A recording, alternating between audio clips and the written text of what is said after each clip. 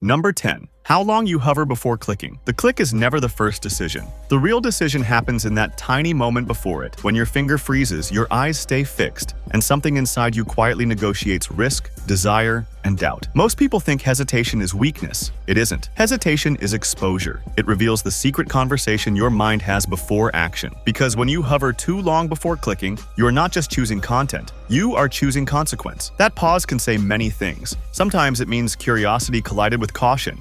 You want to know, but you do not want to regret knowing. Sometimes it means your brain has already imagined 3 possible outcomes in half a second: disappointment, danger, or emotional discomfort. And sometimes that delay reveals something even deeper, that you do not trust your own impulses anymore. You have clicked too fast before. You have entered things you wish you had ignored. So now, even in ordinary moments, your mind places a guard at the gate. People who click instantly often live from appetite. People who hover often live from prediction. They are scanning not just the screen, but themselves. Will this waste my time? Will this change my mood? Will this make me feel worse? What looks like a lazy pause is often a hyperactive internal filter. A person can hesitate over a video, a message, a profile, even a simple notification, not because it matters objectively, but because their nervous system has learned that small doors sometimes open into heavy rooms. And that is what makes hovering so revealing. It exposes whether you move through life by trust, hunger, fear, discipline, or emotional self-protection. The cursor may be above a button, but psychologically, you are standing at the edge of an experience, deciding whether to enter. And the longer you stay there,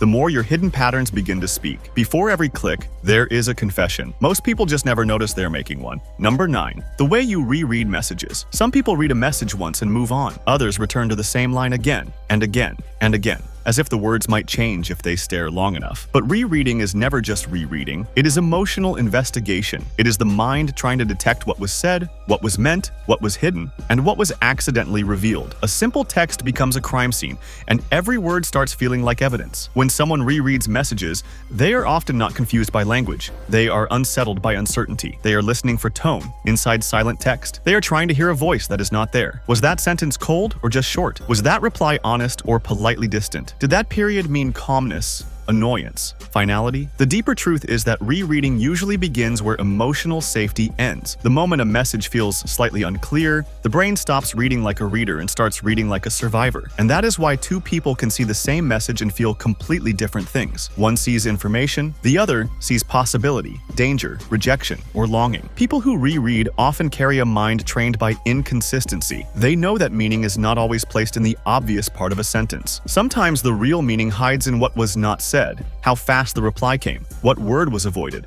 or why the warmth suddenly disappeared. So they go back, not because they enjoy overthinking, but because their emotions do not let them leave the sentence unfinished. Rereading can also reveal attachment. When a message matters too much, the mind keeps reopening it, trying to squeeze one more certainty out of it. Not because the text contains more, but because the heart is still looking for relief. In that moment, the screen is not just showing words. It is showing how deeply someone wants clarity, reassurance, or control. So the next time someone rereads a message, understand this. They may not be obsessed with the text. They may be wrestling with the silence around it. And sometimes the second reading is not about understanding the sender at all. It is about discovering how much power a few ordinary words still have over them. Number 8. Pausing before replying. The most revealing part of a conversation is often not the reply itself, but the silence that comes before it. That tiny pause, sometimes only a few seconds, sometimes much longer, carries more truth than the actual words that follow. Because replying is not always about speaking. Very often, it is about calculating. It is about deciding how much honesty is safe, how much emotion is allowed, and how much of the real self should remain hidden behind something cleaner, softer, and easier to accept. When someone pauses before replying, their mind is rarely empty. It is usually crowded. One part is forming the answer, another is predicting the reaction,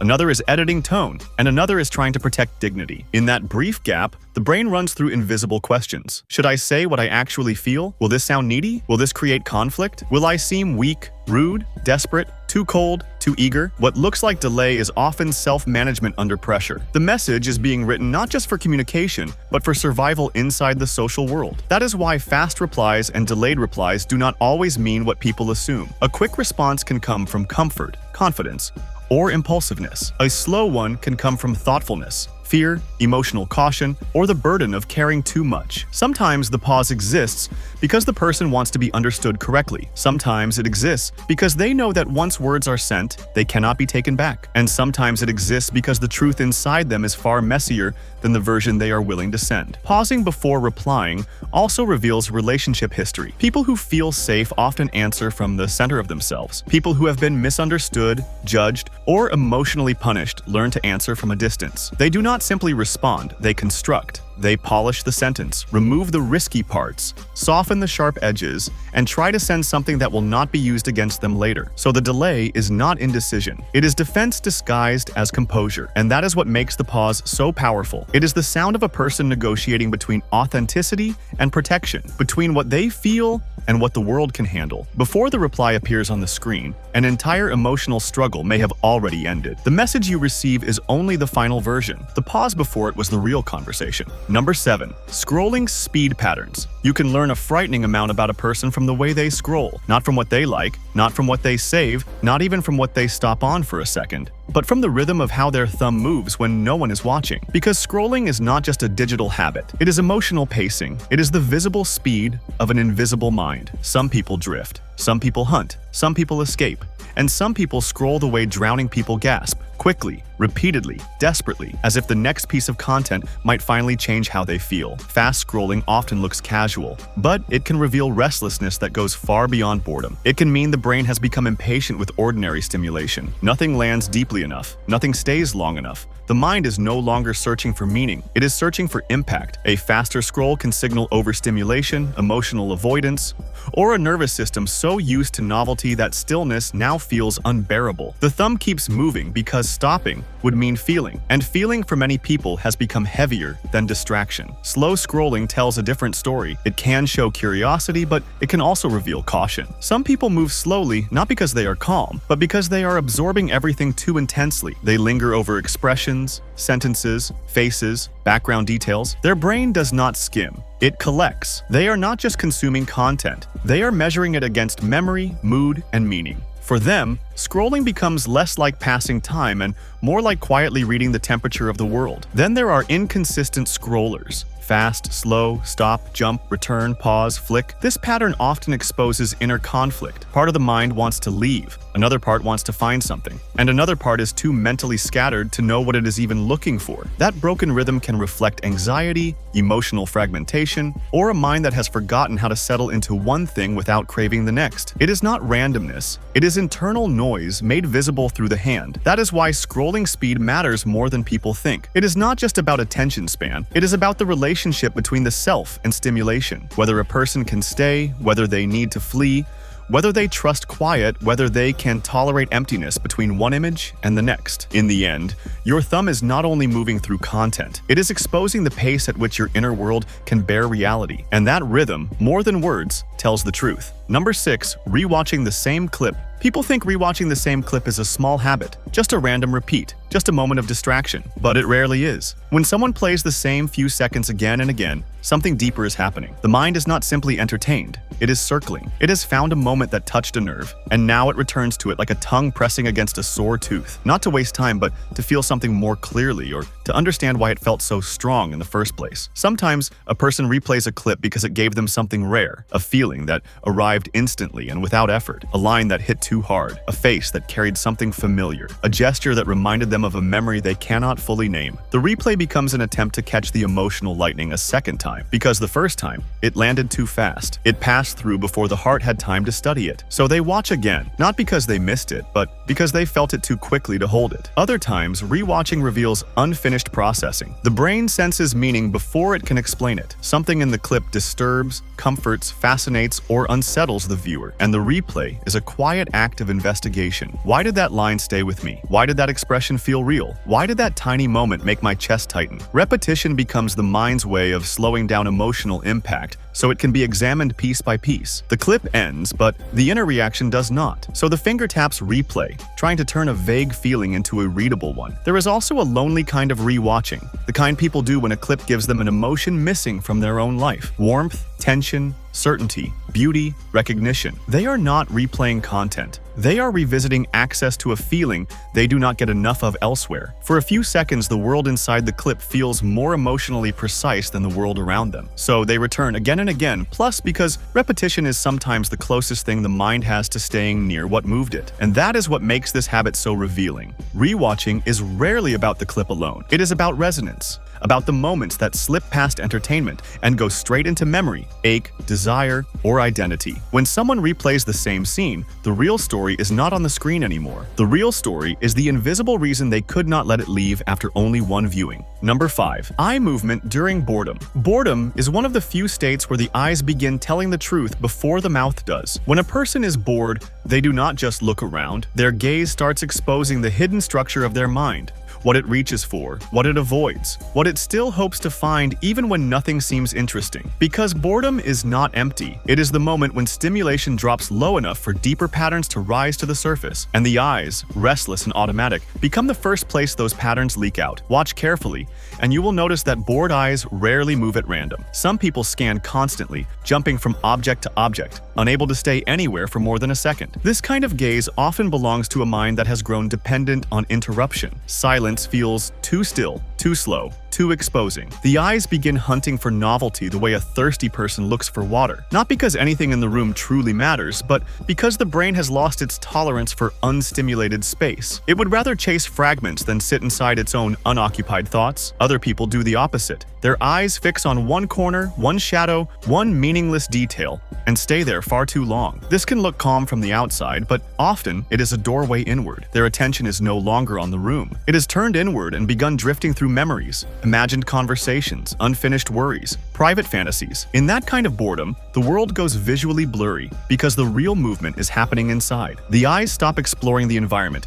because the mind has left it. Then there are the eyes that move in loops: window, floor, phone, ceiling, door, back again. This repetition can reveal mental confinement. The person is not merely bored, they are searching for escape routes, even tiny ones. Their gaze behaves like a trapped thing testing the edges. Is there something to interrupt this feeling, something to enter, check, touch, read, or anticipate? The body stays seated, but the eyes betray a mind that cannot fully rest where it is. That is why boredom is so psychologically revealing. It removes performance. When there is nothing urgent to react to, the eyes reveal the nervous system's default setting. Whether someone seeks novelty, disappears inward, scans for relief, or falls into repetitive visual patterns, their gaze shows how they relate to stillness itself. In the end, boredom is not just the absence of entertainment. It is a mirror, and the way your eyes wander inside that emptiness can reveal whether your mind is curious, tired, anxious, hungry, or quietly trying to outrun itself. Number 4. How you hold your phone. The way you hold your phone looks meaningless only because people have stopped noticing how much of themselves leaks into small, physical habits. But the grip is never just a grip. It is posture translated into the hand. It reflects urgency, defensiveness, comfort, control,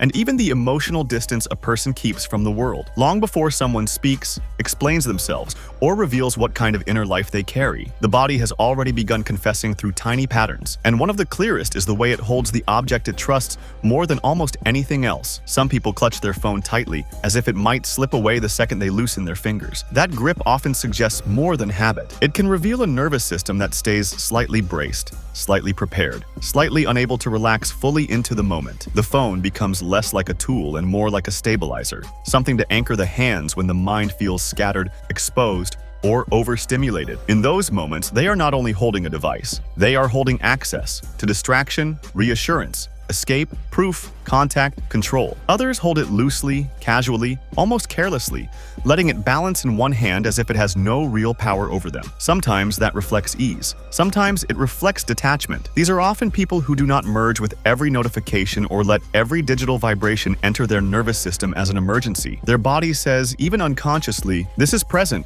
but it does not own me. But in some cases, a loose hold can hide emotional distance too, a refusal to grip tightly because they have learned not to attach too quickly to anything that can disappoint, interrupt, or demand. Then there are the two-handed holders, people who bring the phone close, center it, frame it, almost seal themselves around it. This posture can reveal intensity, full attention, emotional immersion. The world narrows, and the device becomes a tunnel through which everything important must pass. For some, this means focus. For others, it means dependence. The body creates a private chamber around the screen, and inside that chamber, the outside world temporarily loses authority. That is what makes this habit so revealing. A phone is not just something people use, it is something they physically relate to. The grip can show whether they approach life with tension or ease, hunger or caution, attachment or distance. It can show whether the device is a convenience, a shield, a companion, or a quiet substitute for emotional steadiness. In the end, the way you hold your phone is not only about comfort, it is about what your body believes it must stay ready for and what it cannot quite afford to let go of. Number 3. Silent reactions versus visible ones. The strongest reactions are not always the loudest ones. In fact,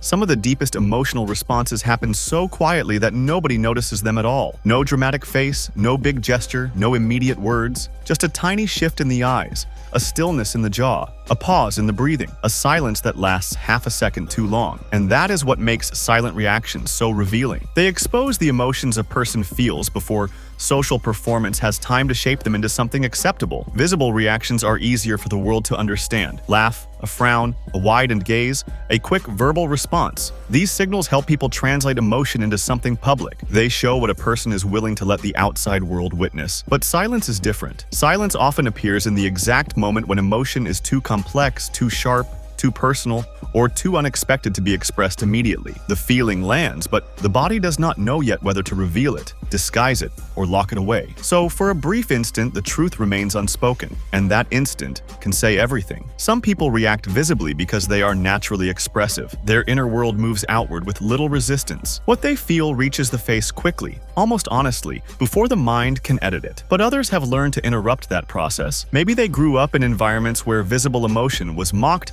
misunderstood, ignored, or used against them. Maybe they learned that safety comes from control. So now, even when something truly moves them, the first instinct is not expression, it is containment. They feel deeply, but they reveal carefully. That is why silence should never be mistaken for emptiness. A person who says nothing may be having the most intense reaction in the room. Their stillness may be the result of internal overflow, not emotional absence. Sometimes the feeling is too heavy to name quickly. Sometimes it is too vulnerable to show. Sometimes it awakens an old memory, an old wound, or an old desire, and the nervous system chooses quiet before it chooses clarity. The visible person says what they felt. The silent person often has to survive it first, and that is the real difference. Visible reactions tell you how emotion appears. Silent reactions tell you how emotion is managed. One shows expression, the other reveals emotional history. The face that moves quickly may belong to someone who trusts release. The face that stays still may belong to someone who has spent years mastering concealment. So never assume the quietest reaction is the weakest one. Sometimes the loudest thing in a person is the emotion they did not let escape, and sometimes what stays invisible is exactly what matters most. Number 2. Delaying responses intentionally. Not every delay is accidental. Some silences are carefully placed. Some replies are held back on purpose, not because the person forgot, not because they were busy, but because timing itself has become part of how they communicate. And that is where things get psychologically interesting. Because intentionally, delaying a response is rarely just about the message. It is often about power, self-protection, emotional pacing, or the need to regain control over how available one appears to the world. For some people, delayed replies are a strategy of dignity. They have learned that instant responses can expose too much eagerness, too much emotional investment, too much openness before the other person has earned it. So they wait, not always to manipulate, but to create distance between feeling and expression. The delay becomes a filter, a cooling chamber, a way of making sure the response comes from choice, not from emotional momentum. They do not want to sound too hurt, too excited, too interested, too affected. So they let time absorb the intensity before words carry it outward. For others, the delay is about control. In a world where messages can reach you anytime, intentional slowness can feel like a rebellion. It says, you can access me, but not instantly. You can reach me, but you cannot dictate my rhythm. This kind of delay often comes from people who feel crowded by expectation. Every notification feels like a small demand, every reply like a subtle surrender of mental space. So delaying becomes a way to protect the border between self and obligation. It is not laziness. It is boundary making in a culture that rewards constant responsiveness. But intentional delays can also hide emotional games. Sometimes a person waits because they want to be missed, wondered about, or chased. They understand that silence creates tension, and tension creates value in the minds of many people. In this version, the delay is not self-protection, it is social leverage. Timing becomes performance. The reply is withheld not to regulate the self, but to influence the other person's emotional state. And this is where silence stops being private and starts becoming a tool. That is why delayed responses reveal so much. The same behavior can come from maturity, exhaustion, anxiety, pride, caution, or manipulation. The outer action looks identical, but the inner motive changes everything. One person delays because they want to answer well. Another delays because they do not want to feel exposed. Another delays because they want to matter more. In the end, a late reply is never just a gap in conversation. It is a decision about closeness, access, and emotional timing. And sometimes the silence before the message says more than the message ever could. Number 1. Micro-hesitations in daily actions. The most honest parts of a person are often too small to be performed. They appear in the half-second delays nobody plans, the tiny pauses between impulse and movement, the almost invisible stutters in ordinary behavior, reaching for the door, then adjusting the hand, starting to speak, then swallowing the first version of the sentence, turning to leave, then lingering 1 second too long. These are micro-hesitations, and they reveal more than grand gestures ever do. Because big actions are often chosen, small hesitations are leaked. A micro-hesitation happens when the body briefly exposes a conflict the mind has not fully resolved. One part wants to act, another part interrupts. It is a silent collision between instinct and correction, between desire and self-control, between what feels natural and what feels safe. That is why these moments matter so much. They show where a person is not fully unified inside. The hand moves, but caution edits it. The voice rises, but fear softens it. The body begins telling the truth, and then the social self rushes in to manage the damage. Some people hesitate before touching things, before entering rooms, before asking questions, before sending messages, before making eye contact, before laughing too freely, before revealing too much warmth. On the surface, these are tiny pauses, but psychologically, they can reveal years of conditioning. A person who has often been corrected becomes physically careful. A person who has been judged becomes behaviorally edited. A person who has learned that openness can backfire starts inserting invisible breaks into even the smallest actions. What looks like minor awkwardness may actually be history, living inside motion. And yet, not all micro-hesitations come from fear. Some come from sensitivity, from a mind that notices consequence quickly, from a nervous system that reads atmosphere before action. These people often feel the emotional temperature of a moment before they participate in it. Their pauses are not emptiness, they are rapid calculations. Is this welcome? Is this wise? Is this the right version of me to reveal here? In them, hesitation becomes intelligence shaped by vulnerability. That is why daily micro-hesitations are so revealing. They are the fingerprints of inner conflict left on ordinary life. They show where confidence is complete and where it fractures. They show where the self flows naturally and where it has learned to shrink, check, disguise, or delay. In the end, a person is not only revealed by what they do, they are revealed by the tiny moments where they almost do something and then don't in the same way. Because inside those almost invisible pauses lives the quiet map of everything they trust, fear, suppress, and carry. And for those who know how to see it, that map is impossible to fake.